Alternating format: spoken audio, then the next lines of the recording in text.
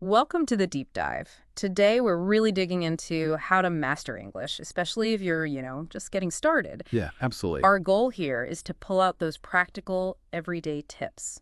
Make it feel less daunting, more achievable. It's such a key topic. English really is this global bridge, isn't it? It Yeah. opens up so much cultures, jobs, friendships. Totally. And it's everywhere, media, books, business, Exactly. It's the common thread. which I guess can feel a bit overwhelming for someone new to it all. Yeah. But the sources we looked at lay out a pretty clear path. They talk about these 4 pillars. Mm-hmm. The foundations. Right. Think of them as connected building blocks. So let's start with the first one, listening. Sounds basic, but how do you make it work effectively, especially early on? Well, what's interesting is that it's maybe not about understanding 100% at first. The sources suggest focusing on predicting the language. Predicting. How does that work? Like, listen to something where you grasp maybe 70 or 80%. Mm. Enough to follow, but there are gaps. Your brain has to work to fill those gaps. Ah, okay. So it's active engagement, even if you don't catch every word. Precisely. It's way more powerful than just passively understanding everything. And even just 15 minutes a day helps your brain soak up the sounds, the rhythms. Makes sense. So you're tuning your ear, getting a feel for it. Then the next logical step is, well, actually using your voice. Pillar 2. Speaking. This is often the big hurdle, right? Confidence. Definitely. And that's where a technique called shadowing comes in. It's quite powerful. Shadowing. Tell me more.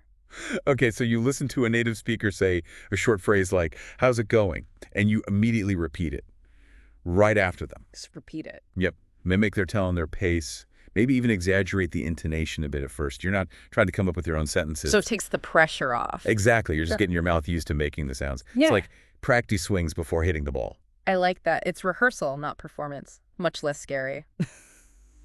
Okay, so ears tuned, mouth warmed up. Next is expanding your world with words. Pillar 3, reading. Yeah, this is where your vocabulary can really take off and grammar starts to click more intuitively. So how should a beginner tackle reading? Just pick up any book. Start simple. Things you find interesting, maybe news articles on topics you already know something about, or even children's books. Short stories work well too. Okay. And is it just about reading the words? The sources really emphasize active reading. Hmm. So like highlight words or phrases you don't know, maybe jot them down, look them up quickly. Interacting with it. Right. Seeing words in context helps them stick much better than just memorizing lists. Got it. And that active engagement naturally leads into the 4th pillar, writing. This is where you solidify things, right? Express your own ideas. Exactly. Without the pressure of a real-time conversation. It helps cement those language structures. What's the best way to approach writing as a beginner? Keep an English journal. Seriously, it's like a secret weapon. Just write about your day, your hobbies, anything. A few sentences fine. But what if it's full of mistakes? That's the key point the sources make. Yeah. Don't worry about perfection. It's not a test. It's your space to play, to Yeah. try things out, make mistakes. That's how you learn. That's really freeing, actually. A low-stakes practice zone. Okay, so we have these 4 pillars.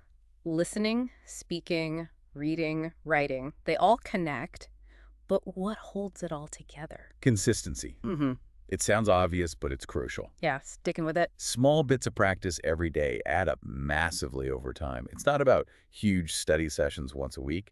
It's about making it a habit. It's like weaving it into your day. Exactly. Maybe listen to something on your commute, shatter it for 5 minutes while making coffee, write a quick journal entry before bed, mix it up. Keep it fresh. And the sources mention tools, too, like Yeah. flashcards. Yeah, physical ones or apps like Anki, they're great for vocabulary. Why do they work so well? They often use something called spaced repetition. Basically, the app shows you a word just before you're likely to forget it. Smart. So it helps lock it into your long-term memory. Right. Efficient review without tons of effort.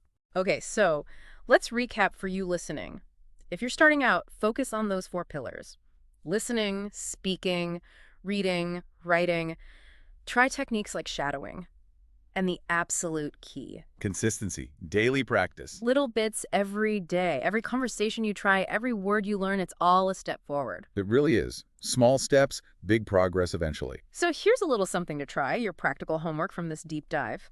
Pick one technique we talked about, maybe shadowing, maybe that daily journal. I just want to start. Yeah, just one. And commit to doing it for the next 5 days. Just 5 days. Then take a moment and see how you feel. Notice any changes. You might surprise yourself. You really might. Until next time, keep diving deep and keep learning.